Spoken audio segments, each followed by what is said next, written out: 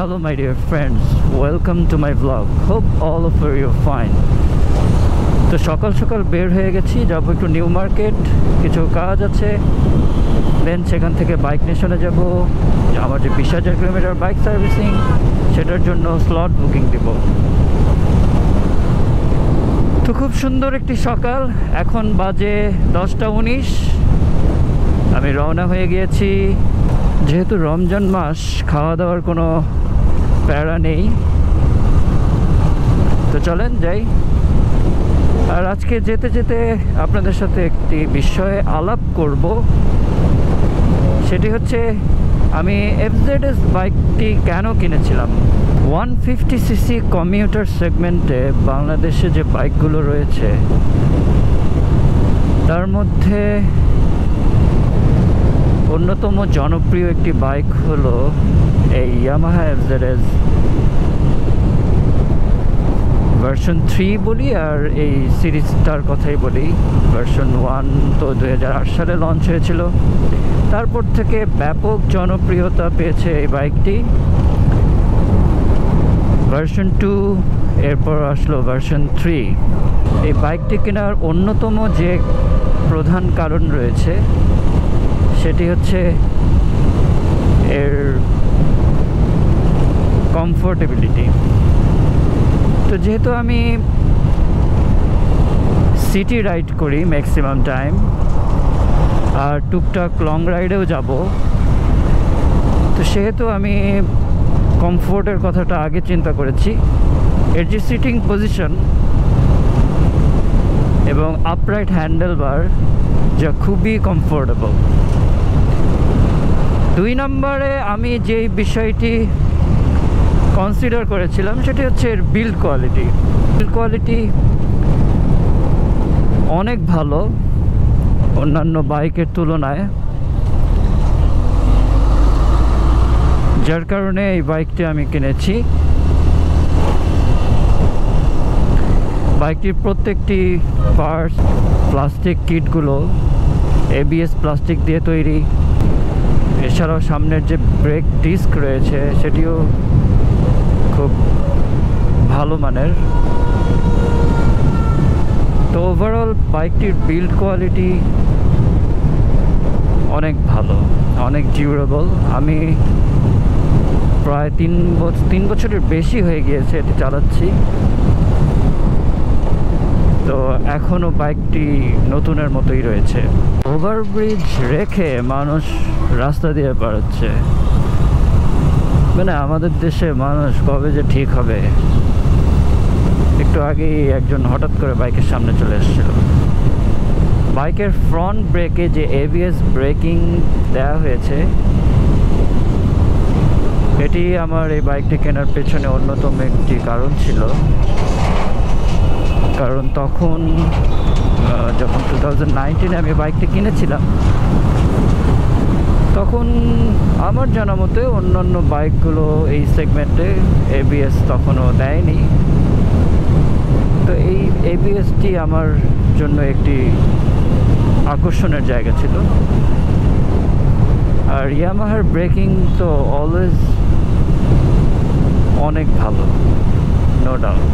5 নম্বর আরেকটি যেটি কারণ ছিল, সেটি হচ্ছে রোড প্রেজেন্স। যথেষ্ট বাল্কি এই বাইকটি। যখন আপনি রোডে চালাবেন, তখন ভালো একটি জায়গা নিয়ে আপনি চালাবেন এবং রোডে আপনার প্রেজেন্সটা ভালো পাবেন।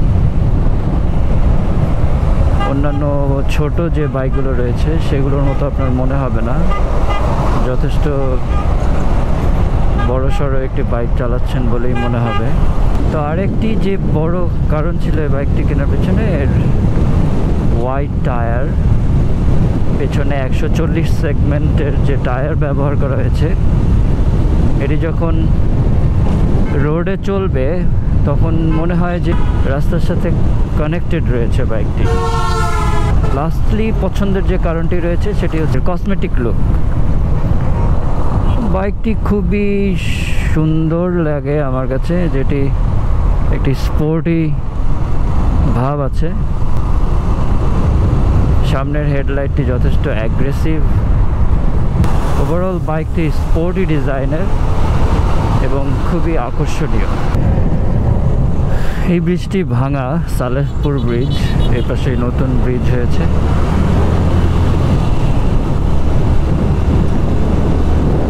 অনেকদিন সময় লাগলো ব্রিজটা করতে।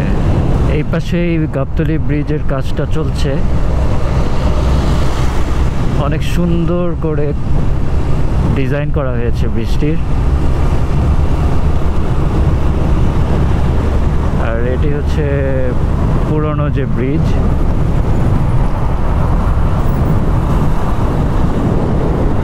তুরাগ নদী, পানি কিরকম কালো হয়ে গিয়েছে।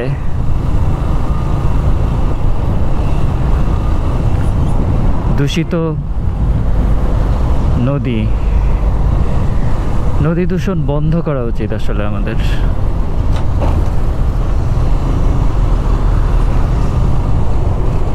Nice bike.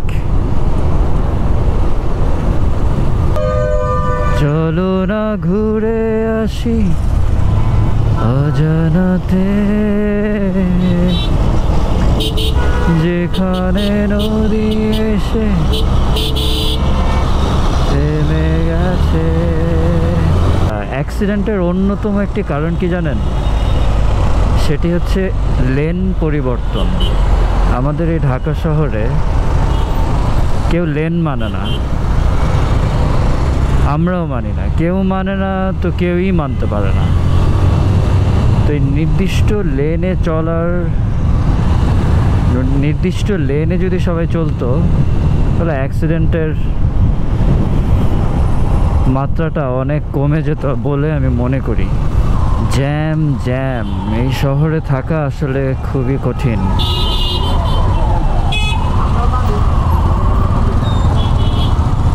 কবে শেষ হবে জ্যাম? কবে স্বাচ্ছন্দ্যে ঘুরবে মানুষ? জ্যামের কারণে মানুষের যেমনভাবে সময় নষ্ট হচ্ছে, তেমনিভাবে স্বাস্থ্যেরও অনেক ক্ষতি হচ্ছে, আর মানসিক স্বাস্থ্যও ক্ষতিগ্রস্ত হচ্ছে। ধুলোবালি, pollution and also sound pollution, অযথা হর্ন বাজানো এই শহরের নিত্যদিনের ঘটনা। অযথা হর্ন বাজাবেন না। অনেক সময় আমরা শুধুই হর্ন বাজাই। সিচুয়েশনটা আগে অবজার্ভ করবেন। একজন মানুষ পার হয়ে যাচ্ছে, তাকে তো আর হর্ন দেওয়ার প্রয়োজন নেই। সিচুয়েশনটা বুঝতে হবে।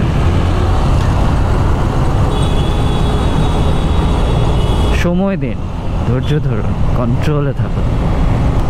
যে গাড়িটি পার হয়ে যাচ্ছে তাকে তো হর্ন দেওয়ার প্রয়োজন নেই। Just slow down and go on your way.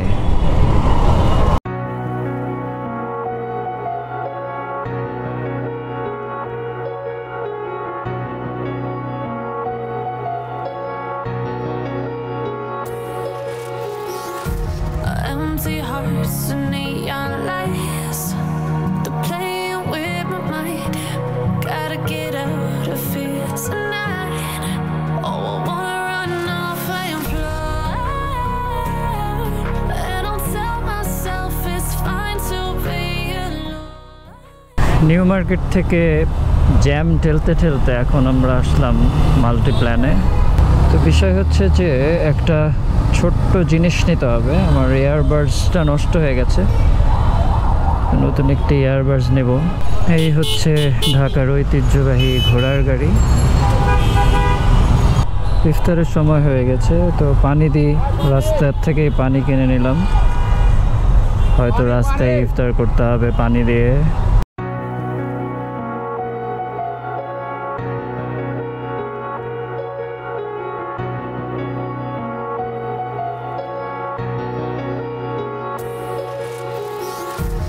Empty hearts and neon lights, they're playing with my mind.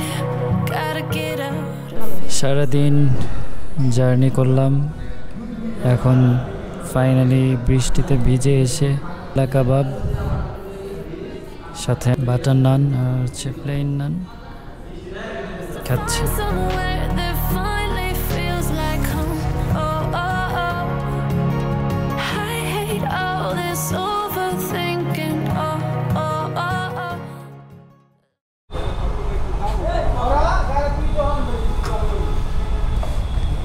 কি অবস্থা, এত ধোয়া।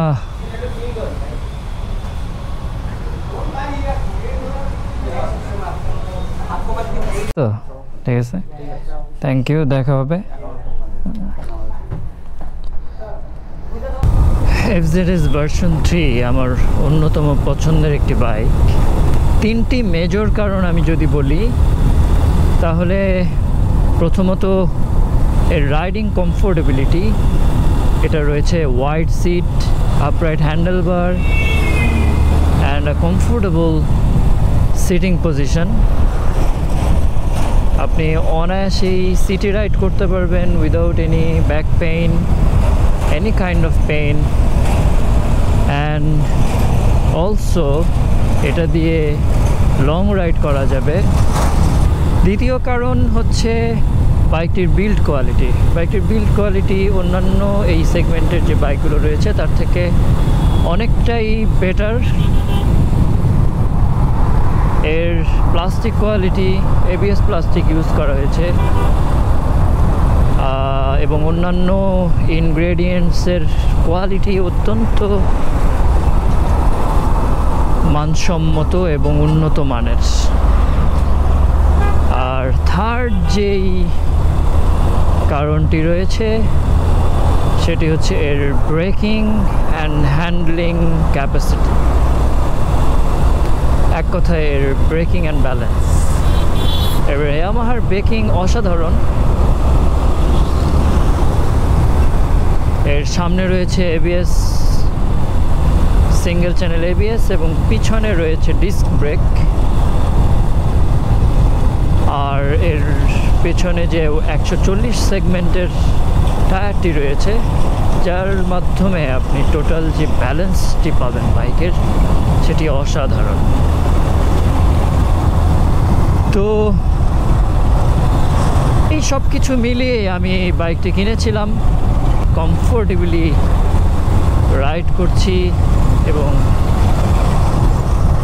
খুবই মজার সাথে রাইড করছি। তো বন্ধুরা, আজকে পর্যন্তই।